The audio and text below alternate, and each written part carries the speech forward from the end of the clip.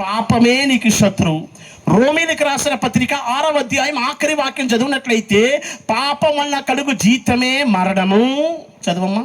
ఏలయనగా పాపము వలన వచ్చు జీతము మరణము. పాపం వలన కలుగు జీతమే మరణము. 1 కొరింథీయులకు రాసిన పత్రిక 15వ అధ్యాయం 25-26 వాక్యం చదివినట్లయితే, ఎందుకనగా తన శత్రువులనందరినీ తన పాదముల క్రింద ఉంచు వరకు, శత్రువులు అందరినీ తన పాదముల కింద ఉంచు వరకు ఆయన రాజ్యపాలన చేయుచుండవలెను. రాజ్య పరిపాలన చేయుచుండవలను.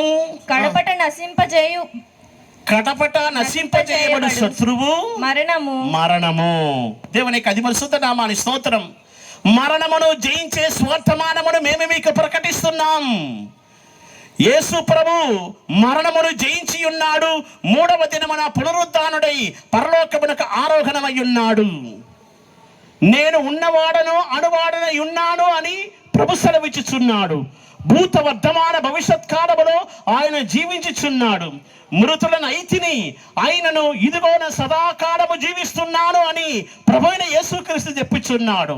మరణము యొక్క పాతాళం యొక్క తాళపు చెవి నా ఆధీనములో ఉన్నది. మరణాన్ని తాళం వేసి తాళపు చేతులు పట్టుకున్నాడు. పాతాళాన్ని తాళం వేసి తాళపు చెవి చేతులు పట్టుకున్నాడు. నేను మృతుడను అయితిని, ఆయనను ఇదిగో సదాకాలము జీవిస్తున్నా, మరణమును జయించిన వాడనని ప్రభువైన యేసుక్రీస్తు చెప్పుచున్నాడు.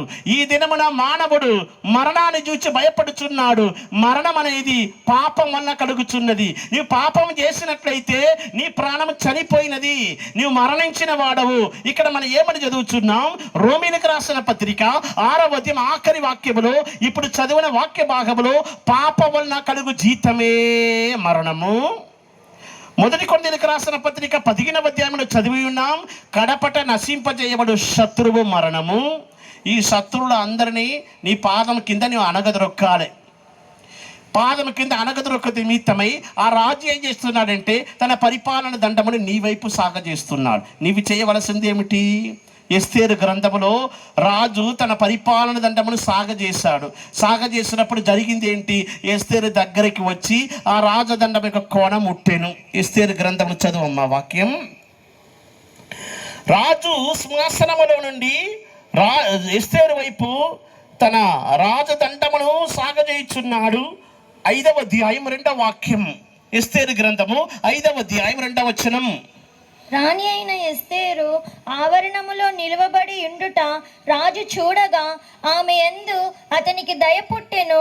రాజు తన చేతిలో నుండి బంగారపు దండమును ఎస్తేరు తట్టు చాపగా ఎస్తేరు దగ్గరకు వచ్చి దండము యొక్క కొన ముట్టెను. రాజదండమును రాజు సింహాసనమును సాగజేయుచున్నాడు.